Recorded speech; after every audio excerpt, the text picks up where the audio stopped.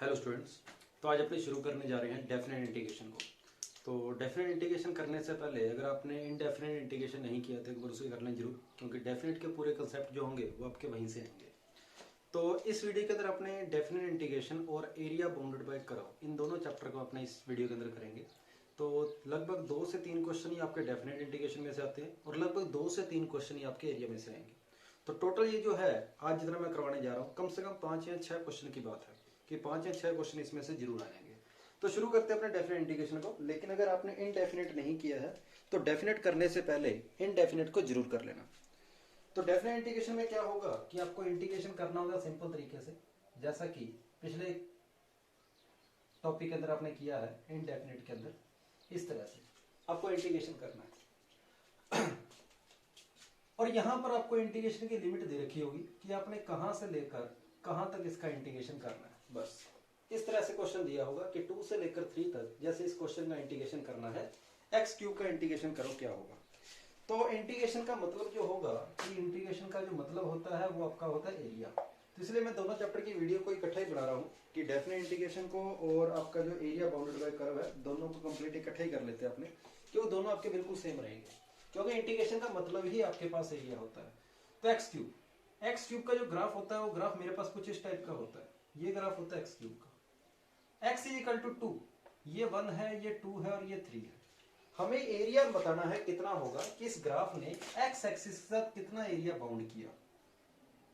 तो इस ग्राफ ने एक्स एक्सिस के साथ ये कितना एरिया बाउंड किया, इसका मतलब यही है कि ग्राफ ने एक्स एक्सिस के साथ 2 से लेकर 3 तक कितना एरिया बनाया। हमें बस वो एरिया निकालना है। चाहे आप बोल दो उसका इंटीग्रेशन कर दिया, चाहे आप बोल दो उसका एरिया निकाल दो, बात दोनों की सेम ही है कि इंटीग्रेशन का मतलब क्या होता है कि आपने उसका क्या निकालना है, एरिया निकालना है। कि इस कर्व ने एक्स क्यूब ने y equal to x cube ने एक्स एक्सिस के साथ 2 से लेकर 3 तक कितना एरिया कवर किया। तो आपने इसका इंटीग्रेशन तो किया ही अभी कि एक्स क्यूब का इंटीग्रेशन क्या होता है, एक्स की पावर 4/4 और यहां पर जो भी वैल्यू आएगी उसकी आपने लिमिट पुट कर दी ना 2 से लेकर 3 तक। बस तो पहले अपर लिमिट पुट करोगे तो ये हो जाएगा 1/4, तो कांस्टेंट ही है, कॉमन है, बाहर ही ले लो। 3 की पावर 4 माइनस 2 की पावर 4 और इसी के साथ ही आपका आंसर आ जाएगा। तो हो जाएगा 1/4। 3 की पावर 4 मुझे पता है 81 होता है और 2 की पावर 4 मुझे पता है 16 होता है। तो मेरा जो आंसर आ जाएगा ये 65/4। ये इस क्वेश्चन का आंसर हो जाएगा कि सबसे पहले आपने सिंपल तरीके से इंटीग्रेशन करना है। पहले अपर लिमिट पुट करनी है, बाद में लोअर लिमिट पुट कर लेनी है और जो फाइनल आंसर आपका आ जाएगा वही आपका इंटीग्रेशन को सॉल्व करने पर आंसर है। तो इस क्वेश्चन का जो आंसर है आपके पास 65/4 है। तो इसी जितना हमने अभी तक किया है, कुछ नहीं किया, कोई नया नहीं किया, सिंपल इंटीग्रेशन करके लिमिट पुट करी है। लेकिन इसके ऊपर ही पेपर के अंदर बहुत बार क्वेश्चन पूछा जाता है। तो मैं पेपर के कुछ क्वेश्चन लेता हूं कि जो प्रीवियस ईयर में पूछे गए हैं, जिसके अंदर आपको सिर्फ और सिर्फ इंटीग्रेशन करना आना चाहिए कि फंक्शन का इंटीग्रेशन क्या होगा। उसके बाद तो बस लिमिट पुट करनी है, ठीक है। तो सबसे पहले जैसे मैं क्वेश्चन ले रहा हूं, क्वेश्चन मेरे पास ये है कि इंटीग्रेशन करना है x इंटू log x का और लिमिट दे रखी है 1 से लेकर e तक। इस क्वेश्चन को सोल्व करना है कि इंटीग्रेशन करना है x इंटू log x का और कहां से कहां करना है, 1 से लेकर e तक इस फंक्शन का इंटीग्रेशन करना है। तो हमें सिर्फ और सिर्फ इंटीग्रेशन करना आना चाहिए कि इंटीग्रेशन कैसे होगा। तो मुझे पता है इसको u डॉट v से करना पड़ेगा इंटीग्रेशन बाय पार्ट से। तो u को वैसे का वैसे रखा log x, v का इंटीग्रेशन कर दिया x² 2 माइनस u का डिफरेंशिएशन कर दिया, v का इंटीग्रेशन कर दिया और इस पूरे का इंटीग्रेशन करना है। तो ये मेरे पास आ जाएगा x² 2 इंटू में log x माइनस x से x कैंसिल हो गया और x का इंटीग्रेशन हो जाएगा x² 2 और यहां पर आपको ये मिल जाएगा। तो ये मैंने इस फंक्शन का सिंपल तरीके से इंटीग्रेशन कर लिया जो हमने पहले किया हुआ है। अब इसकी लिमिट जो है 1 से लेकर e तक वो यहां पुट कर दो, बस 1 से लेकर e। तो जैसे यहां पर x की जगह पहले e रखोगे तो ये क्या बनेगा आपके पास e² 2 माइनस e² 4। x की जगह पर e पुट कर दो, अपर लिमिट होगी, माइनस अब लोअर लिमिट रखेंगे। तो जैसे 1 रखा, 1 रखने पर ये तो हो गया 0 और यहां 1 रखोगे तो बनेगा 1/4 और आगे माइनस पड़ा है तो माइनस माइनस प्लस का 1/4। ये आपके पास आंसर आ गया। तो ई स्क्वायर बाय 2 में से ई स्क्वायर बाय 4 को जब माइनस करेंगे तो ई स्क्वायर बाय 4 बचेगा और प्लस 1 बाय 4।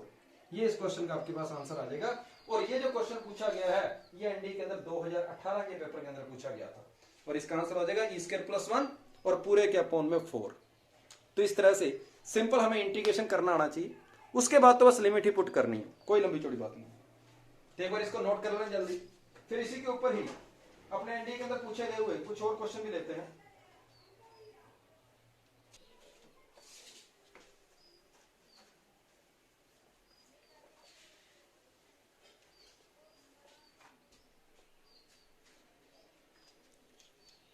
तो अगले क्वेश्चन के ऊपर चलते हैं और ये क्वेश्चन आपको एग्जाम में पूछा गया है कि x into e rest to power x का इंटीग्रेशन करना है 0 से लेकर 1 तक।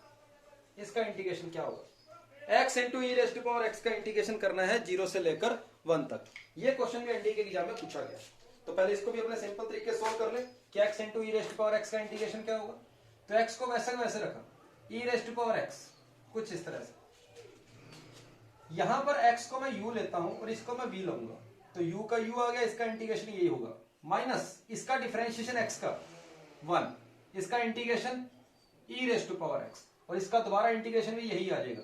मतलब x into e rest to power x का इंटीग्रेशन ये है और हमने लिमिट रखनी है 0 से 1 और जैसे ही 1 रखा e माइनस ई बना, माइनस 0 रखा तो 0 minus e rest to power 0 बना और यहां से ये तो कैंसिल हो जाएगा और मेरे पास आंसर जो आ जाएगा 1 आ जाएगा। तो इस क्वेश्चन का आंसर हो जाएगा 1। तो simple x into e rest to power x का इंटीग्रेशन करना आना चाहिए था और उसके बाद तो बस लिमिट पुट करनी है। पहले अपर लिमिट रखी, x की जगह 1 किया, फिर लोअर लिमिट रख दी, x की जगह 0 पुट कर दिया। और ये क्वेश्चन भी आपका एनडी के अंदर पूछा गया क्वेश्चन है। इसके बाद चलते हैं अपने अगले क्वेश्चन की ओर। अगला क्वेश्चन क्या है कि 0 से लेकर पाई बाय 2 इंटीग्रेशन करना है, 0 से लेकर pi by 2, e rest to power में है साइन x और इसके इंटू में है कोस x। इसका इंटीग्रेशन करके पूछा गया है कि आंसर क्या है। एक बार लिमिट को तो भूल ही जाओ कि कहां से लेकर कहां तक इंटीग्रेशन करना है, इसको तो एक बार छोड़ दो। Simple e rest to power sine x into cos x का अपने इंटीग्रेशन करना है। तो पता लग रहा है सब्स्टिट्यूशन करना पड़ेगा, तो साइन x को मैं रख देता हूं एक बार t। तो ऐसा करने पर इंटीग्रेशन करना होगा e rest to power t dt का, क्योंकि ये तो dt में चला जाएगा। साइन x अगर t है तो कोस x dx जो होगा वो आपका dt बन जाएगा। तो यहां पर आ गया e rest to power t into d t, जिसका इंटीग्रेशन यही होगा और t की जगह वैल्यू पुट कर देंगे तो e rest to power sine x। तो इस फंक्शन का ये इंटीग्रेशन हो गया। अब लिमिट पुट कर दो 0 से लेकर पाई बाय 2। पहले अपर लिमिट रखोगे तो साइन पाई बाय 2 1 हो जाएगा, तो ये आएगा e। लोअर लिमिट रखोगे तो ये हो जाएगा ई रेस्ट टू पावर 0 मतलब 1। तो इस क्वेश्चन का जो फाइनल आंसर है वो है e माइनस 1। ये इसका आंसर आ जाएगा। तो एक बार इसको नोट कर लेना, दोनों क्वेश्चन आपके एग्जाम में पूछे गए एनडी के अंदर। और ये जो question e rest to power sine x वाला है, ये क्वेश्चन तो आपके 2019 में ही पूछा गया है, पिछले साल के पेपर के अंदर आया क्वेश्चन है e rest to power sine x into में कोस x। तो एक बार इसको जल्दी से नोट कर लो।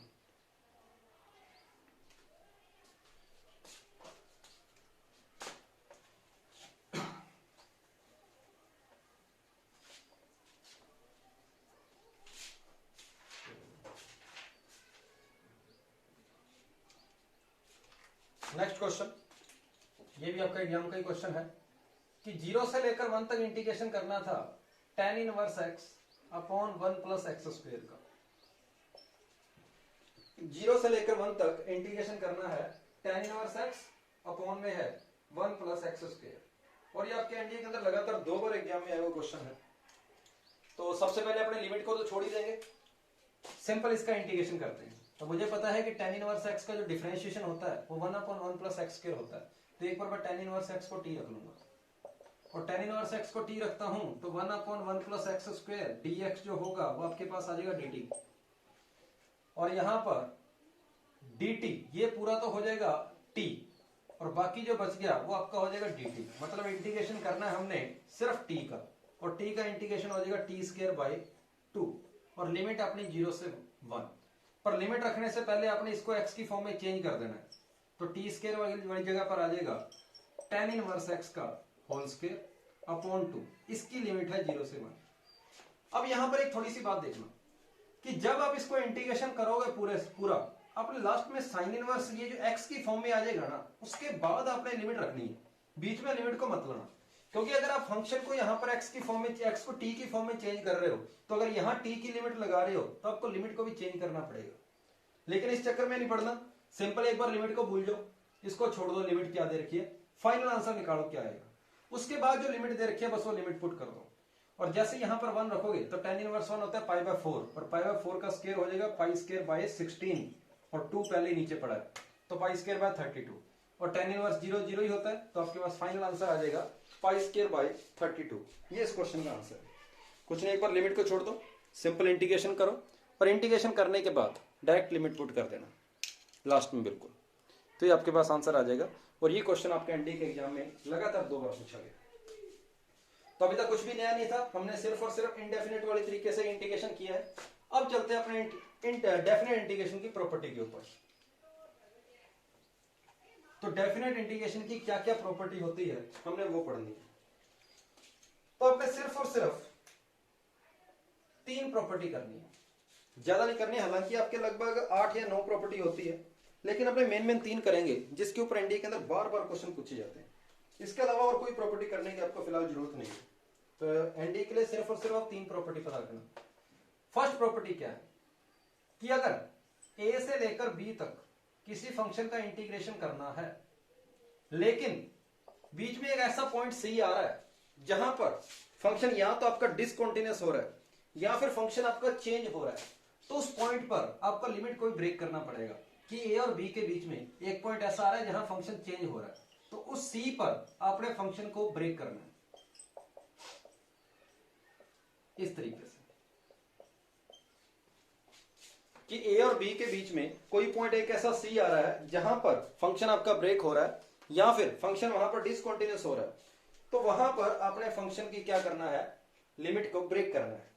अब जैसे जब भी आपके इस चैप्टर के अंदर मॉडुलस वाले क्वेश्चन आएंगे वो ज्यादातर इसी के होंगे। मॉडुलस वाले क्वेश्चन जो होंगे वो ज्यादातर आपकी इसी प्रॉपर्टी के ऊपर क्वेश्चन आएंगे। जैसे मैं क्वेश्चन ले रहा हूं, ये क्वेश्चन आपके 2018 के अंदर आया हुआ है। तो इंटीग्रेशन करना है 0 से लेकर 2 से लेकर 8 तक, और फंक्शन आपके पास मोड के अंदर x माइनस 5 dx। 2 से लेकर 8 तक इंटीग्रेशन करना है, मोड में है x माइनस 5 का। तो आपने बस ये देखना है कि मोड के अंदर 0 कब बनेगा, मोड के अंदर 0 कब बनेगा, या फिर मॉडुलस फंक्शन जो है वो कहां पर चेंज हो रहा है। तो मोड के अंदर जिस जगह 0 बनेगा आपने उस जगह पर लिमिट को ब्रेक कर देना। तो यहां पर मोड के अंदर 0 बनेगा x को 5 रखने पर, तो आपने बस 2 से लेकर 5 तक इस तरह से लिमिट को ब्रेक कर देना है 5 से लेकर 8, कि पहले 2 से लेकर 5 तक इंटीग्रेशन होगा, फिर 5 से लेकर 8 तक होगा। जब x की वैल्यू 5 से लेकर 8 के बीच को यहां रखोगे तो ओवरऑल वैल्यू आपको पॉजिटिव मिलेगी। x की जगह पर 5 में से 8 की बात करोगे कि x जब 5 से 8 के बीच में कुछ होगा तब ये आपको पॉजिटिव मिलेगा, और पॉजिटिव का मोड तो वही होता है जितना अंदर पड़ा होगा मोड के। तो यहां तो आपका x माइनस 5 ही आएगा कि इंटीग्रेशन करना है x माइनस 5 का। लेकिन जब x की वैल्यू 2 से लेकर 5 के बीच में यहां रहोगे तो आपको मोड के अंदर नेगेटिव मिलेगा, और मोड उसको पॉजिटिव कैसे बनाएगा, माइनस से मल्टीप्लाई करके। तो माइनस का x माइनस 5 dx, बीच में आ जाएगा प्लस। इसको सॉल्व कर लेंगे और हमारे पास आंसर आ जाएगा कि मोड के अंदर हमने ये देखना है कि मोड के अंदर 0 कब बनेगा, जहां मोड के अंदर 0 बनेगा वहां लिमिट को ब्रेक कर दो। अगर x की वैल्यू 5 से ज्यादा है, मैंने पहले 5 पे ब्रेक किया, तो 5 से 8 अगर x की वैल्यू रखता हूं मैं यहां पे, तो मेरे को वैल्यू पॉजिटिव मिलेगी, और पॉजिटिव वैल्यू के लिए मोड का कोई मतलब नहीं है, मैंने मोड को हटा दिया। लेकिन अगर यही 2 से लेकर 5 के बीच कोई वैल्यू रखता तो मोड के अंदर नेगेटिव आ जाना था, और ये नेगेटिव वैल्यू को पॉजिटिव कैसे बनेगा, जब मैं इसको माइनस से मल्टीप्लाई करूंगा। तब मैं इंटीग्रेशन करूंगा 2 से लेकर 5 तक। उसके बाद तो इस क्वेश्चन को सोल्व ही करना सिंपल तरीके से, और हमारे पास आंसर आ जाएगा। तो कैसे सोल्व करें, माइनस x का इंटीग्रेशन x स्क्वायर बाय 2, ये माइनस माइनस हो गया प्लस 5 का इंटीग्रेशन 5x, और लिमिट है 2 से लेकर 5 तक, प्लस x का integration x square by 2 minus 5 का इंटीग्रेशन 5x, 5 से लेकर इंटीग्रेशन करना है 8 तक। तो पहले यहां पर 5 रखेंगे तो ये आएगा माइनस का 25 बटा में 2, फिर 5 रखा तो ये हो जाएगा प्लस का 25, माइनस यहां 2 रखा तो 4/2 2 हो गया, और ये माइनस माइनस हो जाएगा प्लस, तो ये आ जाएगा 2, फिर माइनस यहां 2 रखा तो ये हो गया 10। ये तो हमने इसको सोल्व कर लिया, इधर भी सोल्व कर लेते हैं। तो 64/2 32 माइनस 40 माइनस 25/2, बीच में है प्लस का साइन, प्लस 25।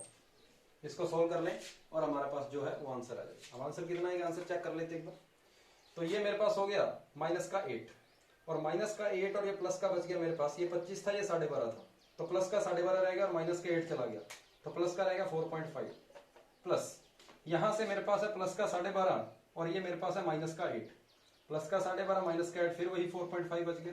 तो इसका आंसर जो आ जाएगा वो 9 इसका आंसर है। इस क्वेश्चन का जो आंसर हो जाएगा ये हमारे पास 9 आ जाएगा।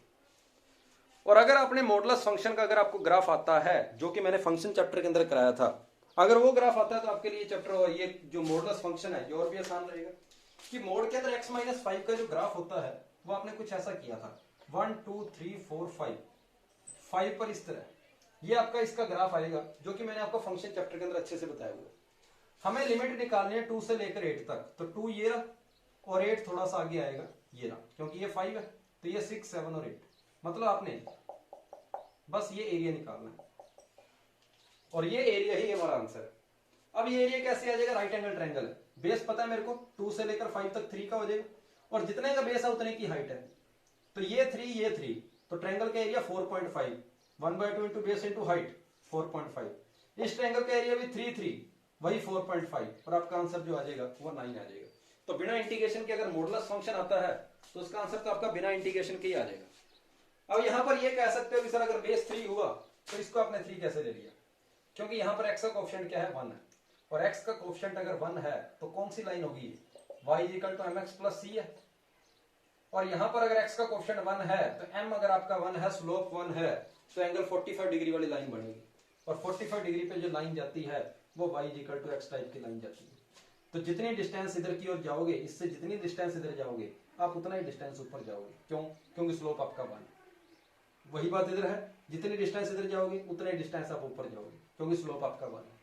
तो चाहे स्लोप आपका प्लस का 1 हो इस साइड, चाहे स्लोप आपका माइनस का 1 हो, जितनी डिस्टेंस ये होगी उतनी ही डिस्टेंस ये आएगी। तो इसके अंदर आपका राइट एंगल ट्रायंगल बनेगा। अगर यहाँ x का कोएफिशिएंट अगर मान लो आपका 2 होता, तब अगर आप इधर 3 जाते तो उधर ऊपर की ओर आपने 6 जाना था, कि इसका आप तब क्या करते हैं, डबल करते ऊपर की। तो यहाँ पर इस क्वेश्चन का जो आंसर आ रहा है ये आपके पास 9 आ रहा है। तो ऐसा ही एक क्वेश्चन और लेते हैं अपने, सेम इसी टाइप का।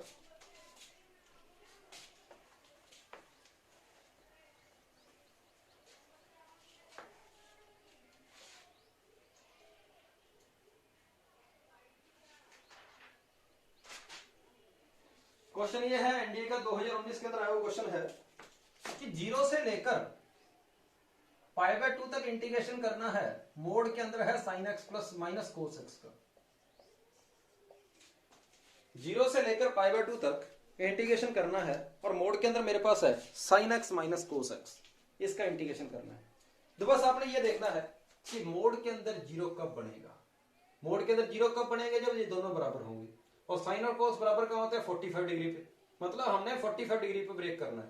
तो 0 से लेकर π/4 और फिर π/4 से लेकर π/2, इन दो जगह पे ब्रेक करेंगे।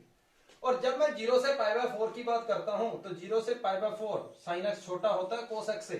अगर मैं 0 से लेकर 45 डिग्री तक एंगल देखता हूं तो sin x हमेशा cos x से छोटा होगा, और अगर ये छोटा है ये बड़ा है तो वैल्यू नेगेटिव मिलेगी, और नेगेटिव को पॉजिटिव कैसे किया जाएगा, बाहर माइनस से मल्टीप्लाई करके, कुछ इस तरह। और जब मैं π/4 से π/2 की बात करूंगा 45 डिग्री से लेकर 90 के बीच में, तब ये बड़ा होगा sin x और cos x छोटा होगा, मतलब ओवरऑल आपको पॉजिटिव मिलने वाला है। और जब पॉजिटिव मिलने वाला है तो किसी माइनस से मल्टीप्लाई करने की जरूरत नहीं है, सेम उसको वैसे के वैसे लिख लो। अब इसको सॉल्व कर देंगे और हमारे पास आंसर आ जाएगा इसका। तो माइनस sin x, माइनस का sin x का इंटीग्रेशन होता है माइनस cos x, तो माइनस ये sin x का हो जाएगा प्लस का cos x, minus minus plus cos x का इंटीग्रेशन होता है sin x। लिमिट है 0 से लेकर π/4 प्लस sin x का इंटीग्रेशन माइनस cos x, और इस cos x का इंटीग्रेशन हो जाएगा sin x। लिमिट है π/4 से लेकर π/2 तक, ठीक है। π/4 रखा 1/√2 प्लस फिर π/4 रखा 1/√2 माइनस cos 0 1 sin 0 0 प्लस π/2 रखा 0 π/2 रखा -1। माइनस पाई बाय 4 रखा तो 1/√2 पर माइनस था तो प्लस का हो गया, और ये भी प्लस का 1/√2, तो ये बनेगा √2 माइनस 1, 1/√2 प्लस 1/√2, √2 एलसीएम आके 2/√2 जो कि √2 हो जाएगा, √2 माइनस 1 प्लस यहां भी आएगा √2 माइनस 1, तो आपका जो आंसर आ गया वो 2√2 माइनस 2, ये इस क्वेश्चन का आंसर हो जाएगा। तो इसका आंसर है 2√2 माइनस 2, जो कि आपका सेकंड ऑप्शन दिया हुआ था क्वेश्चन पेपर के अंदर। तो इस तरह से ये हमारी फर्स्ट प्रॉपर्टी है कि कभी भी मॉडुलस वगैरह का क्वेश्चन आए तो आपने क्या करना है, मोड के अंदर कहां पर जीरो बन रहा है या फिर मॉडुलस फंक्शन कहां पर आपका डिफरेंशिएबल नहीं हो रहा, उस जगह पर आपने फंक्शन को ब्रेक कर देना है और आपके पास आंसर आ जाएगा। इसी तरह मॉडुलस की जगह पर कई बार ग्रेटेस्ट इंटीजर फंक्शन भी दे देता है, तो आपने भी वहीं पर भी यही देखना है कि ग्रेटेस्ट इंटीजर फंक्शन कहां पर डिसकंटीन्यूअस होगा, जिस जगह पर डिसकंटीन्यूअस होगा वहां पर आपने लिमिट को ब्रेक कर देना है, आपका आंसर आ जाएगा। जैसे उसका भी एक क्वेश्चन देख ही लेते हैं ग्रेटेस्ट इंटीजर फंक्शन का।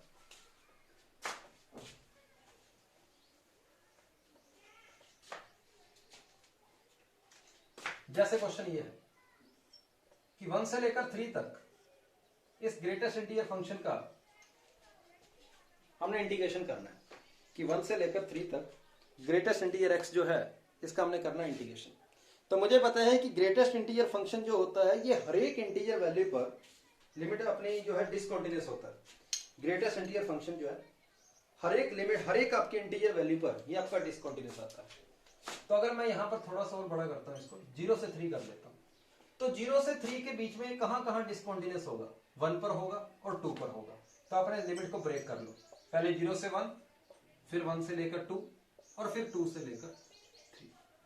तो 0 से 1 के लिए इसकी वैल्यू क्या होगी, 0 से 1 का ग्रेटेस्ट इंटीजर, तो 0 से 1 के बीच की कोई भी वैल्यू ले लो, आपका जो ग्रेटेस्ट इंटीजर है वो 0 ही आएगा, प्लस 1 से लेकर 2 के बीच की कोई भी वैल्यू लो उसका ग्रेटेस्ट इंटीजर 1 ही आएगा, और 2 से लेकर 3 तक के बीच की कोई भी वैल्यू लोगे तो आपका ग्रेटेस्ट इंटीजर 2 ही आएगा। तो आपका आंसर जो आएगा 0 का इंटीग्रेशन 0, 1 का इंटीग्रेशन x, लिमिट आपकी 1 से 2, प्लस 2 का इंटीग्रेशन है 2x, लिमिट है 2 से लेकर 3। तो जैसे यहाँ 2 पुट किया तो 2 माइनस 1 1 आ गया, और यहाँ 3 पुट किया तो 6 माइनस 4, और आपका इसका जो आंसर आ जाएगा 3 आ जाएगा। बस आपने यही देखना है कि जो आपको लिमिट का इंटरवल दिया हुआ है कि लिमिट जैसे 0 से 3 दे रखी है, तो आपकी लिमिट के अंदर फंक्शन आपका कहां कहां डिसकंटीन्यूअस है, तो जिस पॉइंट पर फंक्शन डिसकंटीन्यूअस होगा उस पॉइंट पर आपने लिमिट को क्या करना है, ब्रेक कर देना, और उसके बाद फंक्शन की वैल्यू देख लो क्या आ रही है, और उसके अकॉर्डिंग बाद में जो है इंटीग्रेशन हो जाएगा। तो इस तरह से ग्रेटेस्ट इंटीजर के ऊपर भी क्वेश्चन आ जाता है। तो ये हमने करी है डेफिनेट इंटीग्रेशन की फर्स्ट प्रॉपर्टी। इसके बाद चलते हैं अपने सेकंड प्रॉपर्टी की ओर। तो डेफिनेट इंटीग्रेशन की सेकंड प्रॉपर्टी क्या है हमारे पास, ए से लेकर बी तक किसी फंक्शन का अगर आपको इंटीग्रेशन करने का बोला जाए तो ये इंटीग्रेशन आपका इसके इक्वल होता है, ए से लेकर बी तक f of a plus b minus x dx, इसके इक्वल होता है। और इस चैप्टर के अंदर सबसे ज्यादा जो क्वेश्चन रहते हैं वो इसी प्रॉपर्टी के ऊपर रहते हैं। तो अभी तक अगर आप देखोगे कि कितने क्वेश्चन आए हुए हैं, तो आपको ज्यादातर क्वेश्चन जो होंगे, जो सबसे ज्यादा जो आए होंगे वो इस प्रॉपर्टी के ऊपर क्वेश्चन आते हैं कि अगर a से लेकर b तक किसी फंक्शन का इंटीग्रेशन करना है तो आप x की जगह पर a plus b minus x रख सकते हो। तो अपने समझते हैं इसको क्वेश्चन से। तो क्वेश्चन जैसे ये है, और ये क्वेश्चन आपका एनडी के अंदर पूछा गया है एक बार कि 0 से लेकर 1 तक इंटीग्रेशन करना है, और x इंटू 1 माइनस एक्स लिखा गया है, और इसकी होल पावर है 9, कुछ ऐसा ही था, ठीक है, हाँ ऐसा ही dx। इस क्वेश्चन को सोल्व करने को बोला गया कि x इंटू 1 माइनस एक्स की होल पावर 9 है, और इस फंक्शन का इंटीग्रेशन क्या होगा। अब होल पावर 9 को मैं एक्सपेंड तो करूंगा नहीं, काफी लंबा चला जाएगा क्वेश्चन। एक बार अगर मैं ये प्रॉपर्टी लगा के देखूं तो मेरा एक लाइन में आंसर आ रहा है, कैसे। तो अगर इसको मैं आई बोलता हूं तो यही आई किसके इक्वल होगा, 0 से 1।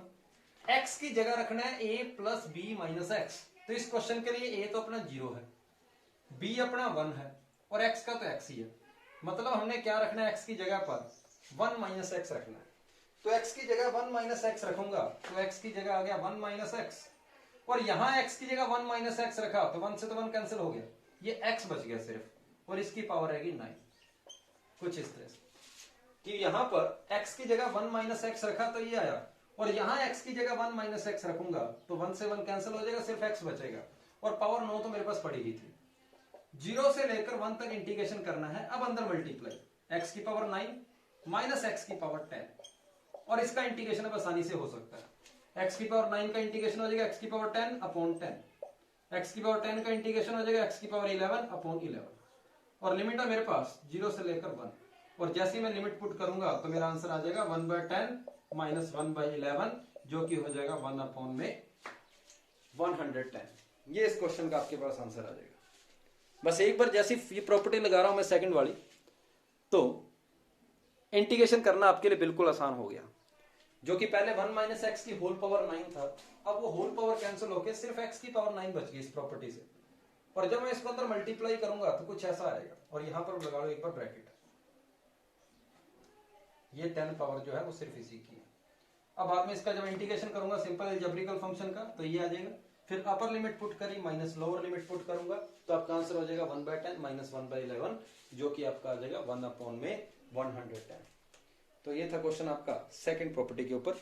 एक बार इसको जल्दी से नोट कर लो। अब करते हैं अपने इसी के ऊपर ही कुछ और आए वो क्वेश्चन।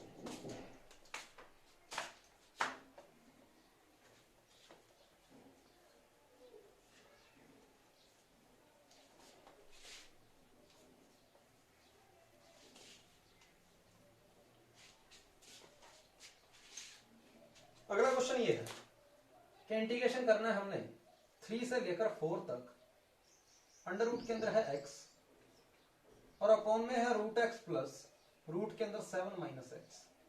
इसका इंटीग्रेशन करना है और इसकी वैल्यू यहां पर आपके पास इक्वल टू है i, कि i की वैल्यू फाइंड करो क्या होगी। तो सबसे पहले जब मैं प्रॉपर्टी लगाऊंगा तो x की जगह क्या पुट करता हूं, x की जगह मुझे रखना पड़ेगा 7 माइनस एक्स, और x की जगह जैसे ही 7 माइनस एक्स रखोगे तो यही आपका i हो जाएगा अंडर रूट के अंदर 7 माइनस एक्स, ये हो जाएगा रूट के अंदर 7 माइनस एक्स, और ये x की जगह 7 माइनस एक्स रखोगे तो आपके पास सिर्फ और सिर्फ आ जाएगा रूट एक्स, कि जहां जहां x पड़ा था उस x की जगह हमने 7 माइनस एक्स रख लिया। अब मैंने देखा कि जो डिनोमिनेटर यहां है वही डिनोमिनेटर यहां है, इसलिए दोनों इक्वेशन को ऐड कर दिया, तो i और i हो जाएगा 2i। तो इसके अंदर जब इसको ऐड करूंगा तो बिल्कुल आपकी सेम वैल्यू बनेगी, कि जो डिवाइड में पड़ा है वही आपको ऊपर आ जाएगा जब दोनों को ऐड करेंगे, तो इसलिए ये तो कैंसिल होकर 1 ही बन जाएगा। कुछ इस तरह से लिख सकते हो कि रूट के अंदर 7 minus x plus root x जो है ये आ गया एलसीएम, जब दोनों को ऐड किया क्योंकि बेस सेम है, तो ऊपर बचेगा root x plus root 7 minus x dx, इससे ये कैंसिल, और इंटीग्रेशन है आपका 3 से लेकर 4 तक। अब यहां बच गया 1 का इंटीग्रेशन होता है x, और x की लिमिट है 3 से 4, अपर लिमिट रखी 4, लोअर लिमिट रखी 3, तो 4 माइनस 3 मतलब क्या आ गया 1। तो ये जो वैल्यू आई है ये 2i की वैल्यू आई है 1, तो 2i अगर 1 के इक्वल है तो यहां से आपके पास i की वैल्यू क्या आ जाएगी 1/2। तो इस तरह से आपका यहां इसका जो आंसर आ रहा है ये आपके पास 1/2 आ रहा है। तो ये क्वेश्चन भी आपका सेकंड प्रॉपर्टी के ऊपर था, तो एक बार जल्दी से इसको नोट करो। तो इसका एक शॉर्टकट भी चलता है, और शॉर्टकट ये होता है कि अपर लिमिट में से लोअर लिमिट को माइनस करके बस हाफ कर दो, अपर लिमिट में से लोअर लिमिट को माइनस करके आधा कर दो, आपका आंसर आ जाएगा। जब आपको लगे कि ये स्टेप आगे फॉलो होने वाले हैं तब, जैसे एग्जांपल के तौर पे एक क्वेश्चन हो रहा है मेरे पास कि 0 से लेकर π/2 इंटीग्रेशन करना है 1/1 प्लस 10x का, 1/1 प्लस 10x का। तो 10x को जब मैं sin x upon cos x लिखूंगा तो ऊपर आ जाएगा cos x, नीचे आएगा sin x plus cos x, और जब ये मैं प्रॉपर्टी लगाऊंगा तो सेम यही स्टेप फॉलो होंगे और लास्ट में इसी तरीके से आपका आंसर आ जाएगा। तो इसका आंसर क्या होगा, upper limit minus lower limit π/2 upon कर दो 2, तो आपका इसका डायरेक्ट आंसर आ जाएगा π/4। तो जब भी आपको लगे कि इस तरह से यही स्टेप आपके बार बार फॉलो होंगे और ऊपर वाला नीचे वाला सेम बढ़ के आपका आंसर यहाँ पर कट के कैंसिल होके 1 आएगा, तब आपने डायरेक्ट क्या करना है, अपर लिमिट में से लोअर लिमिट को माइनस करके उसका हाफ कर दो। तो π/2 का जब मैं हाफ करता हूं तो मेरे पास π/4 आ जाएगा, और ये इस क्वेश्चन का आंसर हो जाएगा। इसके बाद मेरे पास थर्ड और लास्ट प्रॉपर्टी कि अगर -a से लेकर a तक किसी फंक्शन का इंटीग्रेशन करने को बोला गया है तो अगर तो वो फंक्शन ओड फंक्शन है तब तो आंसर 0 आएगा। अगर फंक्शन इवन फंक्शन है तब 2 आगे आ जाएगा। 0 से लेकर a तक fx का इंटीग्रेशन आपका रह जाएगा। ये प्रॉपर्टी कि अगर फंक्शन ओड है, अगर फंक्शन आपका ओड है तब तो इसका आंसर हो जाएगा आपका डायरेक्ट 0। अगर फंक्शन इवन है तब क्या करना है, 2 आगे आ जाएगा और जो -a से लेकर a तक की लिमिट थी वो अब लिमिट हो जाएगी 0 से लेकर a तक, जैसे 2 को आप आगे लेके आओगे। तो ठीक है, इसके ऊपर क्वेश्चन कैसे है, बहुत बार पेपर के अंदर क्वेश्चन आया हुआ और क्वेश्चन ऐसे ही आ जाते हैं सीधे, -π/4 से लेकर +π/4 tan³ इसका इंटीग्रेशन करो। तो मुझे पता है कि tan x एक ओड फंक्शन है कि x की जगह जब मैं -x रखता हूं इसके अंदर तो माइनस बाहर आ जाएगा, और जब भी -a से लेकर +a तक आपकी कोई भी लिमिट दे रखी हो आपके यही प्रॉपर्टी लगेगी हमेशा। तो बस आपने ये देखना है कि फंक्शन इवन है या फंक्शन ओड है। तो इसके अंदर अगर x की जगह -x रखता हूं तो माइनस बाहर आ जाएगा, मतलब ये फंक्शन ओड है, और अगर ये फंक्शन ओड है तो मेरा आंसर क्या आ जाएगा इसका 0। तो इसका आंसर आ जाएगा -π/4 से लेकर π/4 तक जो इंटीग्रेशन दिया था इसका आंसर आ जाएगा 0। तो जब भी ओड फंक्शन आए आपका आंसर जो है वो डायरेक्ट 0 हो जाएगा। बहुत बार पेपर के अंदर इसके ऊपर क्वेश्चन आया हुआ है, जैसे ये क्वेश्चन दिया हुआ है x × mod x का इंटीग्रेशन करना था -1 से लेकर 1 तक, -1 से लेकर 1 तक इंटीग्रेशन करना था x × mod x का। तो यहाँ पर x की जगह -x रखूंगा तो माइनस बाहर आ जाएगा, ये भी ओड फंक्शन है, और अगर ओड फंक्शन है तो आंसर हमारे पास क्या आ जाएगा इसका 0, इस क्वेश्चन का आंसर आ जाएगा। तो ये हमने जो दो क्वेश्चन लिए हैं ये ओड फंक्शन के ऊपर क्वेश्चन लिए हैं। अब ऐसे ही अपने इवन फंक्शन के ऊपर क्वेश्चन लेते हैं कि इवन फंक्शन में क्या होगा। तो क्वेश्चन जैसे ये है कि मुझे mod x का इंटीग्रेशन करना है -2 से लेकर +2। mod x का इंटीग्रेशन करना है -2 से +2। तो मुझे पता है कि जो मॉडुलस x जो है, mod x जो है ये इवन फंक्शन है, और इवन फंक्शन है क्यों, क्योंकि x की जगह -x रखता हूं तो इसे कोई फर्क नहीं पड़ता। तो 2 अपना आगे आ जाएगा और 0 से लेकर आपकी लिमिट क्या हो जाएगी 2, और 0 से 2 के लिए तो x की वैल्यू पॉजिटिव ही होगी, 0 से 2 तब मोड का कोई मतलब ही नहीं है। सिंपल सा x का इंटीग्रेशन कर दो, आपका आंसर आ जाएगा कि -2 से लेकर +2 तक जो इंटीग्रेशन करना था वो 0 से लेकर प्लस का 2 रह जाएगा, 2 आगे आ जाएगा x × dx, और x का इंटीग्रेशन मुझे पता ही है, 2 बाहर वाला तो पड़ा ही है, और x का इंटीग्रेशन हो जाएगा x²/2, और इसकी लिमिट जो है वो 0 से लेकर 2 है। तो जैसे x की जगह 2 रखा 4/2, आपका आंसर जो आ जाएगा 4। ये इस क्वेश्चन का आंसर हो जाएगा। तो जब भी आपको दिखे इवन फंक्शन है तो अगर -a से a तक लिमिट है तो 2 आपने आगे लेना है और बाद में उस फंक्शन का इंटीग्रेशन कर देना सिंपल तरीके से। ठीक है, तो एक बार इसको नोट कर लो जल्दी से। तो डेफिनेट इंटीग्रेशन की सिर्फ ये 3 प्रॉपर्टी कर लेना, इसके अलावा आपको करने की कोई जरूरत नहीं है प्रॉपर्टी, एनडी के एग्जाम के हिसाब से सिर्फ इन 3 प्रॉपर्टी के ऊपर क्वेश्चन कर लेना। उसके बाद अपने चलते हैं area bounded by curve.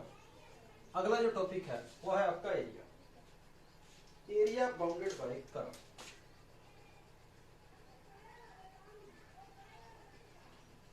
Area bounded by curve कि आपने एरिया निकालना है, और डेफिनेट इंटीग्रेशन और एरिया बिल्कुल एक जैसे चैप्टर है कि हमने क्या करना है, सिर्फ इंटीग्रेशन करना है। तो कोई भी आपको कर्व दिया होगा, जैसे y = x² है, कोई कर्व दे दिया कि y = x² वाला कोई ग्राफ है कुछ ऐसा, और बोल दिया कि x = 1 से लेकर x = 2 तक x एक्सिस से बाउंडेड एरिया बताओ क्या होगा। कि y = x² ग्राफ ने ये अपना हो गया y = x² ग्राफ, x = 1 ये लो, ये हो गया x = 1, x = 2 ये हो गया x = 2। हमने ये बाउंडेड एरिया निकालना है कि ये बाउंडेड एरिया क्या होगा x एक्सिस के साथ। तो आपने बस ये देखना है कि एरिया आपका किसके साथ टच कर रहा है। तो आपका जो एरिया यहाँ पर x एक्सिस के साथ टच कर रहा है, तो इंटीग्रेशन करना है आपने x के रिस्पेक्ट में। तो अगर आपका यही एरिया मान लो ये बोलता कि इधर वाला एरिया बताओ y एक्सिस के साथ क्या होगा, तब आपने y के रिस्पेक्ट में इंटीग्रेशन करना है। बस आपने ये देखना है कि आपका जो एरिया है वो कौन से एक्सिस के साथ टच कर रहा है। यहाँ x एक्सिस के साथ टच कर रहा था, इसलिए इंटीग्रेशन आपने x के रिस्पेक्ट में करना है। और x में कहां से कहां तक आपकी लिमिट जाएगी, 1 से लेकर 2 तक। तो x की आपकी लिमिट हो जाएगी 1 से लेकर 2 तक। अगर यहाँ x के रिस्पेक्ट में इंटीग्रेशन कर रहे हो तो यहाँ पर आपने y लिखना है, और अगर यहाँ पर dy आए तब यहाँ पर आपने क्या लिखना है, x। क्योंकि यहाँ पर y की जो भी वैल्यू होगी वो उठा के जब यहाँ से आप पुट करोगे तो आपको इंटीग्रेशन पता लग जाए किसका करना है, x स्क्वायर का इंटीग्रेशन करना है 1 से लेकर 2 तक। कि अगर यहाँ dx है तो यहाँ y रखो, और अगर यहाँ dy है तब आपने यहाँ पर x रखना है। तो y की वैल्यू आपको दे रखी है क्वेश्चन के अंदर x स्क्वायर, और x स्क्वायर का मुझे इंटीग्रेशन पता है x क्यूब बाय क्या होता है 3 होता है, और इसकी लिमिट है हमारे पास 1 से लेकर 2, और आपके पास आंसर आ जाएगा 8/3 माइनस 1/3, मतलब 7/3 इस क्वेश्चन का आंसर है। बस हमें ये पता होना चाहिए कि हमने इंटीग्रेशन किसके रिस्पेक्ट में करना है और कहां से कहां तक करना है, उसके बाद आपका आंसर सीधे ही आ जाएगा। तो हमें इसके लिए जितने भी फंक्शंस के ग्राफ बनते हैं आपको सारे के सारे ग्राफ के बारे में पता होना चाहिए। तो जैसे क्वेश्चन ले रहा हूं, क्वेश्चन ये है what is the area of region, question है what is the area of region enclosed by y is equal to 2 into mod x, y is equal to 2 into mod x and y is equal to 4, और line दे रखी है and y is equal to 4। Area बताना है क्या होगा, y is equal to 2 into mod x and y is equal to 4। तो सबसे पहले मुझे ग्राफ पता होना चाहिए, किसका ग्राफ कैसा होगा। तो मॉडुलस फंक्शन है, ग्राफ आपका कैसा होगा, वी शेप का ग्राफ आपका ऐसा आएगा y is equal to 2 mod x का। तो यहां पर x अगर 1 है तो y 2 होगा, x अगर 2 है तो y 4 होगा, मतलब इस डिस्टेंस से जो हाइट होगी वो हमेशा डबल आएगी। चलो ठीक है, कोई y की वैल्यू है 4 और y is equal to 4 जो होगा ये स्ट्रेट लाइन कुछ इस तरह से, ये आपकी आ गई स्ट्रेट लाइन। बस हमारा जो एरिया है हमने ये एरिया फाइंड करना है, आपके पास आंसर आ जाएगा कि ये एरिया कितना होगा। तो यहां पर जो हम देख रहे हैं कि जो एरिया है वो y एक्सिस से टच कर रहा है, और अगर एरिया y एक्सिस से टच कर रहा है और ये सिमेट्रिक भी है तो y एक्सिस से टच कर रहा है तो मैं इंटीग्रेशन कर दूंगा y के रिस्पेक्ट में, यहां आ जाएगा dy, y के रिस्पेक्ट में इंटीग्रेशन करूंगा क्योंकि एरिया y एक्सिस को टच कर रहा है। अब y में इंटीग्रेशन की लिमिट कहां से कहां तक जाएगी, इंटीग्रेशन y में जा रहा है 0 से लेकर 4 तक, तो आपका आएगा 0 से लेकर 4 तक।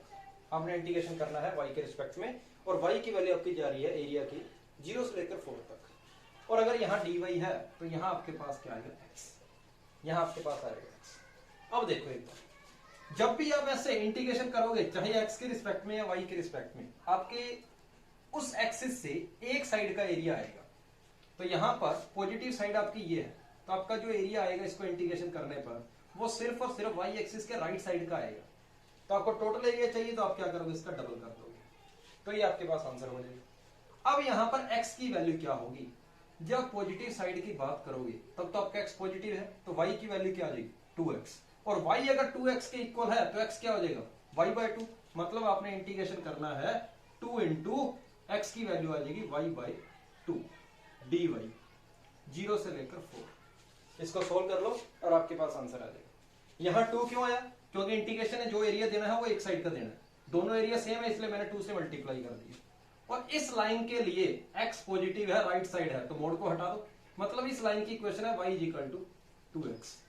तो y is equal to 2x से x की वैल्यू आ गई y/2, और इसका इंटीग्रेशन करना है 0 से 4, तो y का इंटीग्रेशन हो जाएगा y²/4, तो आपका आंसर आ जाएगा 2 into y²/4, और इंटीग्रेशन लिमिट है 0 से लेकर 4 तक, और जैसे यहाँ 4 रखोगे तो 16/8 आपका आंसर आ जाएगा 2। तो इसका जो इंटीग्रेशन का जो एरिया बनेगा, यहाँ पर आपके पास जो एरिया बन रहा है उसका आंसर आपके पास आ रहा है 2।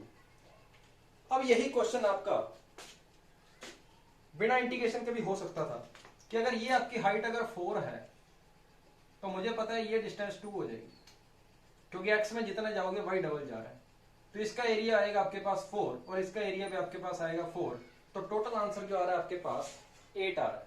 लेकिन यहां से अपना आंसर जो आया है वो 2 आ रहा है, मतलब यहां हमने गलती करी है थोड़ी सी, तो ये हो जाएगा 16/4, 4 into 2 8, बिल्कुल सही है, यहां पर आपका 8 आएगा। तो इसको सोल्व कर लो, यहां से भी आंसर 8 आएगा, और डायरेक्ट आप एरिया निकालोगे, एरिया से भी आपका आंसर जो आ रहा है 8 आ रहा है। तो इस तरह से अपना जो है क्वेश्चन हो जाएगा। तो सबसे पहले आपको फंक्शन का ग्राफ पता होना चाहिए, और फिर ये पता होना चाहिए कि हमारा जो ग्राफ है वो किसके साथ टच कर रहा है, एक्स एक्सिस साथ एरिया टच कर रहा है या वाई एक्सिस साथ टच कर रहा है। और फिर आपको उसकी लिमिट पता होनी चाहिए कि कहाँ से लेकर कहाँ तक इंटीग्रेशन करना है। उसके बाद तो बस इंटीग्रेशन करना है और आपका आंसर आ जाएगा। तो प्रैक्टिस के लिए कुछ और क्वेश्चन लेते हैं इसके ऊपर।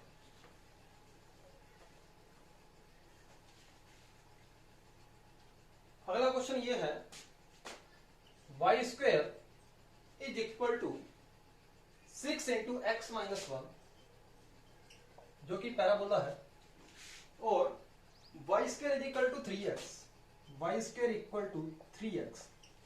इन दोनों से बाउंडेड एरिया हमें बताना है कि दोनों से बाउंडेड एरिया क्या होगा। तो सबसे पहले हमें इन दोनों पैराग्राफ के ग्राफ बनाने आने चाहिए कि पैराग्राफ कैसे बनेगा और पैराग्राफ कैसे ड्रॉ होते हैं। ये आपने पैराबोला का आपको चैप्टर देखना पड़ेगा कि पैराबोला जब हमने किया था तो जितने भी टाइप के पैराबोला बनते थे हमने सारे के सारे पैराबोला का ग्राफ बनाया था। ठीक है, तो अपने उसी तरह से यहाँ पर इसका ग्राफ देखेंगे। तो इस पैराबोला का वर्टेक्स जो है वो 1,0 पे है, 1,0 ये रहा पॉइंट, 1,0 पर पैराबोला का है वर्टेक्स। ठीक है, अब 1,0 पर वर्टेक्स है, राइट हैंड पैराबोला है, तो ये आपका पैराबोला कुछ इस टाइप का आएगा। ये हमने पैराबोला बना लिया y square is equal to 6 into x minus 1। उसके बाद पैराबोला है y square is equal to 3x, और y square is equal to 3x है, तो ये पैराबोला आपके पास बनेगा 0 0 वर्टेक्स से कुछ इस टाइप का, ये आपका पैराबोला बनेगा। इसके लिए फोकल लेंथ ज्यादा है, इसकी फोकल लेंथ जो है पैराबोला की कम है, क्योंकि यहाँ पर 3 है, यहाँ पर 6 है, और अगर यहाँ 3 है ये 6 है, तो जो जितना यहाँ पर जिसकी फोकल लेंथ ज्यादा होती है उतना ही थोड़ा खुला हुआ होता है। तो ये पैराबोला रेड वाला आपका थोड़ा बड़ा रहेगा, और ये जो इसका ग्राफ बनाया मैंने यहाँ पर ग्रीन से, वो आपका थोड़ा सा छोटा रहेगा। तो हमने एरिया कौन सा निकालना है, हमने ये बीच वाला एरिया निकालना है, ये एरिया कितना होगा। तो सिमेट्री बता रही है कि जितना एरिया आपका ऊपर है उतना ही एरिया नीचे होगा, तो मैं सिर्फ और सिर्फ ऊपर वाला एरिया निकाल देता हूँ और उसका मैं डबल कर दूंगा, मेरे पास आंसर आ जाएगा। तो हमें ये पता होना चाहिए कि दोनों ग्राफ आपस में कहां पर कट कर रहे हैं, ताकि आपको x की लिमिट पता लगे कि x में आप कहां से कहां तक जाना है। तो चेक कर लेते हैं, y स्क्वायर की जगह पर 3x यहां पुट करेंगे दोनों का इंटरसेक्शन पॉइंट निकालने के लिए। तो यहां पर आ गया 3x, तो 3x इक्वल टू हो गया 6x माइनस 6, तो ये हो जाएगा 3x equal to 6, x equal to 2। मतलब ये जो पॉइंट है इसका x कोऑर्डिनेट जो है वो 2,0 हो गया। ये पॉइंट, ये 1,0, ये 2,0 और ये आपका पॉइंट है 0,0। अब बस इंटीग्रेशन करना है। तो सबसे पहले इंटीग्रेशन होगा इस ग्रीन वाले कर्व का। तो ग्रीन वाले का जब मैं इंटीग्रेशन करूंगा तो मेरे पास ये दोनों एरिया आ जाएंगे टोटल। तो इंटीग्रेशन करूंगा 0 से लेकर 2 तक, और ग्रीन वाला कर्व ये है, और यहां से y की वैल्यू जो है वो रूट के अंदर आ जाएगी 3x dx प्लस, उसके बाद इंटीग्रेशन करूंगा इस कर्व का 1 से लेकर 2 तक, 1 से लेकर 2 तक इस कर्व का इंटीग्रेशन हो जाएगा, ये है रूट के अंदर 6x माइनस 6, और इसको इंटीग्रेशन करते ही हमारा आंसर आ जाएगा। और इसके जो ऑप्शन जो कह रहे हैं वो रूट 6 वगैरह के अंदर है। एक बार इसको सॉल्व कर लेते हैं पूरे को कि इसका आंसर क्या आएगा। तो यहाँ पर इसका इंटीग्रेशन रूट 3 तो है ही, रूट एक्स का इंटीग्रेशन, रूट एक्स का इंटीग्रेशन हो जाएगा, रूट एक्स को लिख सकता हूँ एक्स की पावर 1/2, और एक्स की पावर 1/2 का इंटीग्रेशन होगा 2/3 एक्स की पावर 3/2। इसकी लिमिट है 0 से लेकर 2, प्लस इसका इंटीग्रेशन सेम उसी तरीके से 6x, इसका इंटीग्रेशन जो होगा वो 2/3 6x माइनस 6, इसकी पावर है 3/2, और ओवरऑल इसकी लिमिट आपके पास 1 से लेकर 2। एक बार चेक कर लेता हूं मैं, रूट 3 का रूट 3 है, रूट एक्स का इंटीग्रेशन 2/3 एक्स की पावर 3/2, ठीक है। यहां पर इसका हो जाएगा 2/3 इसकी पावर 3/2, और यहां पर जो x के मल्टीप्लाई में जो 6 था वो डिवाइड में भी आएगा, तो अपॉन में यहां पर आपको 6 और लगाना पड़ेगा, ठीक है। ये हमारा इंटीग्रेशन हो गया। अब मैं लिमिट पुट करता हूं, जैसे x की जगह 2 पुट किया तो ये आ जाएगा 2/√3, तो था ही, रूट 3 से 3 कैंसिल, ये हो जाएगा 2√2, इनटू में आ गया 2√2, प्लस क्योंकि 0 रखने पर तो 0 हो जाएगा। यहां अपर लिमिट रखी 2, तो 2 रखने पर ये 12 माइनस 6 आ गया, तो ये आ जाएगा 1/9, 6 की पावर 3/2, और 6 की पावर 3√3/2 का मतलब 6√6, और जैसे x की 1 करूंगा तब तो 0 हो जाएगा। बस इसी को सॉल्व करना है अपने को। तो यहाँ 3 से कैंसिल किया 2, और 3 से कैंसिल किया 3, और यहाँ पर √3 से अगर मैं ऊपर नीचे मल्टीप्लाई करूंगा √3 से, तो ऊपर बनेगा 4√6/3, प्लस यहाँ पर आपके पास है 2/3 √6 है, दोनों को ऐड किया तो 6/3√6 जो कि आपके पास आंसर आ रहा है 2√6। इस क्वेश्चन का आंसर हो जाएगा 106। और इस क्वेश्चन का आपका जो आंसर दे रखा है वो सी ऑप्शन 4√6/3 दे रखा है और हमारा आंसर आया 2√6। तो एक बार चेक कर लेते हैं थोड़ी सी गलती कहाँ पे हुई है। हाँ, अरे हमने एरिया जो है ये बीच का एरिया निकालना था तो प्लस की जगह यहाँ माइनस आएगा, बाकी सारा ठीक है। यहाँ माइनस आएगा और यहाँ माइनस आएगा तो यहाँ भी माइनस आएगा और यहाँ माइनस तो ये माइनस, ये माइनस, तो ये आ जाएगा कुछ इस तरह से। ये इसका आंसर आएगा 2/3√6। अब यहां पर ये जो हमने एरिया निकाला है 2√6/3, ये एक साइड का एरिया है सिर्फ इस पोर्शन का, लेकिन हमें टोटल चाहिए तो इसको 2 से मल्टीप्लाई कर देंगे और हमारा जो आंसर आएगा वो 4√6/3। ये इस क्वेश्चन का आंसर हो जाएगा। तो एक बार इसको जल्दी से नोट कर लें। बस प्लस की जगह माइनस आना था, बाकी हमने बिल्कुल सही किया। माइनस क्यों आना है? क्योंकि यहां पर ये जो एरिया है ये टोटल एरिया है, उसमें से ये एरिया माइनस करेंगे तभी इस साइड का एरिया आएगा, इसलिए हमने माइनस लगाया। नेक्स्ट क्वेश्चन मेरे पास है mod y is equal to 1 minus x square. कुछ इसका हमने बाउंडेड एरिया निकालना है कि mod y is equal to 1 minus x square. यहां पर एरिया क्या होगा? तो सबसे पहले हमें ग्राफ देखने पड़ेंगे। यहां आ गया मोड, तो मोड को ब्रेक करेंगे पहले कि अगर y ग्रेटर देन 0 है तब तो ये फंक्शन है y is equal to 1 minus x square. y is equal to 1 minus x square. अगर y लेस देन 0 है तब ये फंक्शन अपना क्या है? माइनस का y is equal to 1 minus x square. तो ये भी पैराबोला है, ये भी पैराबोला। तो y is equal to minus x square का जो ग्राफ होता था वो कुछ इस तरह का नीचे की ओर आता है। y is equal to minus x square का ग्राफ। हमने 1 ऐड करना है इस ग्राफ में, तो ये ग्राफ आपका एक पॉइंट ऊपर शिफ्ट हो जाएगा। तो इसका जो ग्राफ बनेगा वो आपका कुछ इस तरह से बनने वाला है कि यहां पर जो आपका ग्राफ बनेगा वो कुछ इस तरह से आएगा। ये ग्राफ हो जाएगा 1 माइनस एक्स स्क्वायर का। ठीक है, यहां पर अगर माइनस से मल्टीप्लाई करूंगा तो y इज इक्वल टू आ रहा है एक्स स्क्वायर माइनस 1 और y is equal to x square का ग्राफ होता है अपवर्ड पैराबोला और -1 करने पर ये एक पॉइंट नीचे की ओर आ जाएगा यहाँ पे। और जब दोनों ग्राफ का आपस में मैं कंबाइन करता हूं तो ये ग्राफ आपके कुछ इस तरीके के बनेंगे कि अपवर्ड जो पैराबोला है ये है आपका y is equal to x square minus 1 वाला और जो डाउनवर्ड पैराबोला है y is equal to 1 minus x square. अब ये दोनों पैराग्राफ ये आपके पैराबोला बने कैसे, मैंने थोड़ा सा आपको यहाँ पर बता तो दिया है, लेकिन अगर आपने इसको डिटेल से देखना हो तो पैराबोला चैप्टर के अंदर हमने इसको अच्छे तरीके से किया हुआ है कि इनके अपवर्ड पैराबोला डाउनवर्ड पैराबोला कैसे बनेंगे। अब हमें एरिया क्या चाहिए? कहता y जब ग्रेटर देन 0 है ना तभी ये ग्राफ है और y ग्रेटर देन 0 ये ग्राफ हमने तभी लेना है जब y ग्रेटर देन 0 है। तो y ग्रेटर देन 0 है तो इसको हटा दो क्योंकि हमने सिर्फ ग्रेटर देन 0 के लिए लेना है। और ये ग्राफ कब है? जब y आपका लेस देन 0 है, तो पॉजिटिव y में ये ग्राफ हटा दो। तो हमने सिर्फ और सिर्फ ये एरिया निकालना है। ये वैल्यू क्या होगी? ये वाला पॉइंट x एक्सिस के ऊपर है जहां पर आपका y 0 है और अगर y 0 है तो x की वैल्यू आएगी 1। तो ये पॉइंट है 1,0। ये पॉइंट है 1,0 और ये पॉइंट है -1,0। x को 0 किया तो ये वैल्यू आपके पास है 0,1 और ये वैल्यू आपके पास है 0,-1। ये सर्कल नहीं है, ये पैराबोला की दो पार्ट है। कहीं आपको लगे कि ये भी 1 ये भी 1 ये भी 1 एक सर्कल बनेगा, नहीं, ये सर्कल नहीं है, ये आपका पैराबोलिक की शेप है। ये भी आपकी पैराबोलिक शेप बोलोगे, ये भी पैराबोलिक शेप है। हालांकि ये डिस्टेंस ये और ये सारी बराबर है, लेकिन ये जो कर्व बनेगा ये कर्व आपका सर्कुलर नहीं है, ये पैराबोलिक है आपका। तो यहां पर ग्राफ से देखने से पता लग रहा है कि बिल्कुल सिमेट्रिक ग्राफ है। कोई भी एक साइड का एरिया निकाल के उसको 4 से मल्टीप्लाई कर दो, आंसर आ जाएगा। तो ये जो ग्राफ है ये आपका है y is equal to 1 minus x square. मैं इसका इंटीग्रेशन कर देता हूं। इंटीग्रेशन करना है 1 माइनस एक्स स्क्वायर का dx। x में कहां से कहां तक है? 0 से लेकर 1 तक। तो इसको 4 से मल्टीप्लाई कर दूंगा, फिर आंसर आ जाएगा। 0 से लेकर 1 तक मल्टीप्लाई करूंगा x के साथ, x के रिस्पेक्ट में, और इंटीग्रेशन कर दूंगा और 4 से मल्टीप्लाई कर दूंगा।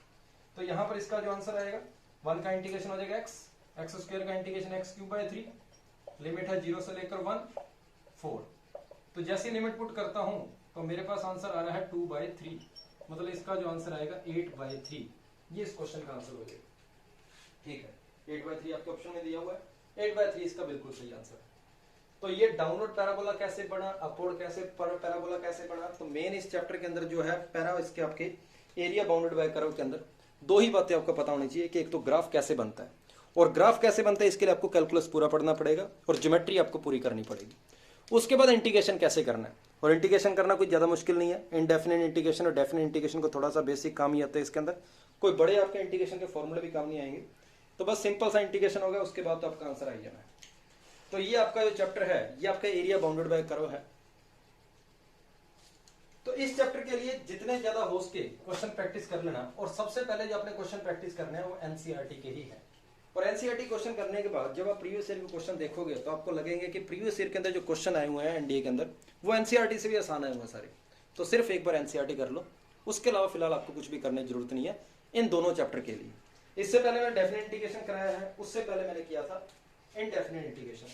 तो चाहे इनडेफिनेट हो, चाहे डेफिनेट हो, चाहे आपका ये एरिया वाला चैप्टर हो, इन तीनों चैप्टर के लिए सिर्फ और सिर्फ एनसीईआरटी कर लो। आपका 75 से लेकर 80% क्वेश्चन जो है वो आपके एनसीईआरटी से ही मिल जाएंगे आपको पेपर के अंदर, कि 75% से लेकर 80% तक क्वेश्चन आपके हो जाएंगे सिर्फ एनसीईआरटी के क्वेश्चन करने पर। तो आज की वीडियो के अंदर इतना ही। नेक्स्ट अपना लास्ट टॉपिक रह जाएगा डिफरेंशियल इक्वेशन।